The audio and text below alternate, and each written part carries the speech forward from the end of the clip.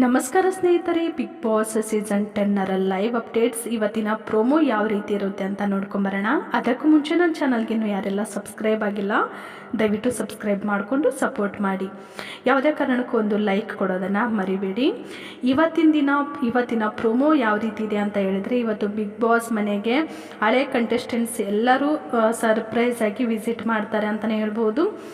ನಿಜವಾಗ್ಲೂ ಗಾರ್ಡನ್ ಏರಿಯಾದಲ್ಲಿ ಅಂದರೆ ಇದು ಟೂ ಡೇಸ್ ಬ್ಯಾಕ್ ಲೈವಲ್ಲಿ ನೋಡಿದ್ದು ನಾವು, ಅದು ಇವತ್ತು ಟೆಲಿಕಾಸ್ಟ್ ಆಗ್ತಾ ಇದೆ ಅಂತಲೇ ಹೇಳ್ಬೋದು.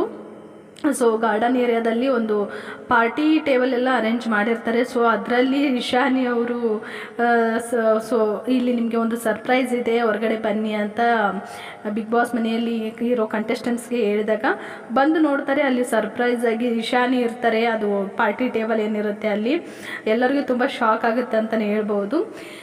ಇನ್ನು ಎಲ್ಲರೂ ಬಂದಿದ್ದಾರೆ ನಿಜ, ಬಟ್ ಇದು ಎಷ್ಟು ಮಂದಿಗೆ ಪಾಸಿಟಿವಿಟಿ ತರುತ್ತೋ ಎಷ್ಟು ಮಂದಿಗೆ ನೆಗೆಟಿವಿಟಿ ತರುತ್ತೋ ಗೊತ್ತಿಲ್ಲ. ಯಾಕಂತ ಹೇಳಿದರೆ ಅಂದರೆ ಅವರು ಏನಿದ್ದಾರಲ್ಲ ಹಳೆ ಕಂಟೆಸ್ಟೆಂಟ್ಸು ಈಗ ಮನೆಯಲ್ಲಿರುವಂಥವರಿಗೆ ಹೇಳ್ತಾ ಇದ್ದಾರೆ ಹೊರಗಡೆ ರೆಸ್ಪಾನ್ಸ್ ಈ ರೀತಿ ಇದೆ ಅಂತ ಹೇಳಿ. ಅದರಲ್ಲಿ ಮುಖ್ಯವಾಗಿ ಪ್ರತಾಪ್ ಅವ್ರ ಹೆಸರನ್ನು ಇಶಾನಿ ತಗೋತಾರೆ.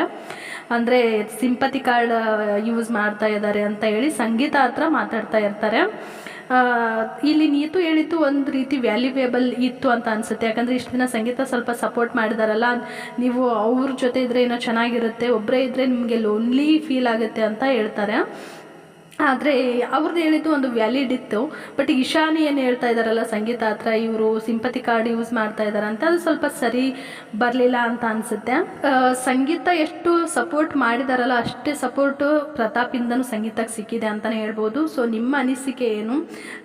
ಇವರು ಹಳೆ ಕಂಟೆಸ್ಟೆಂಟ್ ಬಂದಿರೋದು ಒಂದು ರೀತಿ ಚೆನ್ನಾಗಿ ಅನಿಸಿದರೆ ಒಂದು ರೀತಿ ಕಂಟಕ ಅಂತಲೇ ಹೇಳ್ಬೋದು. ಯಾಕಂದರೆ ಮತ್ತೆ ಇವ್ರು ಎಲ್ಲಿ ಕುಗ್ಗೋಗ್ತಾರೆ ಏನೋ ಪ್ರತಾಪ್ ಅವರು ಅಂತ ಅನಿಸುತ್ತೆ ಇವರೆಲ್ಲ ಮಾತು ಕೇಳಿ. ಹಾಗೆ ಇವರು ನಮ್ರತಾ ಅವರಿಗೆ ನೀನು ಕಾರ್ತಿಕ್ಕಿಂದ ಸ್ವಲ್ಪ ದೂರ ಇರು ಅಂತ ಕೂಡ ಈಶಾನ್ ಹೇಳ್ತಿರ್ತಾರೆ. ಹಾಗೆ ಸ್ನೇಹಿತವರು ಒಂದು ಸ್ವಲ್ಪ ಜಾಸ್ತಿ ರೆಸ್ಪೆಕ್ಟ್ ಕೊಡ್ತಾರೆ ನಮ್ರತಾ ಅವರಿಗೆ ಅಂತ ಅನಿಸುತ್ತೆ. ಯಾಕಂದರೆ ಅವರು ಯಾವುದೇ ರೀತಿ ಫ್ಲರ್ಟ್ ಮಾಡಿಲ್ಲ, ಒಂದು ಸ್ವಚ್ಛ ಮನಸ್ಸಿನಿಂದ ನಮ್ರತಾ ಅವ್ರನ್ನ ಇಷ್ಟಪಡ್ತಾ ಇದ್ರು. ಸೊ ಇಷ್ಟು ಇವತ್ತಿನ ಪ್ರೋಮೋ ಆಗಿರುತ್ತೆ ಅಂತಲೇ ಹೇಳ್ಬೋದು.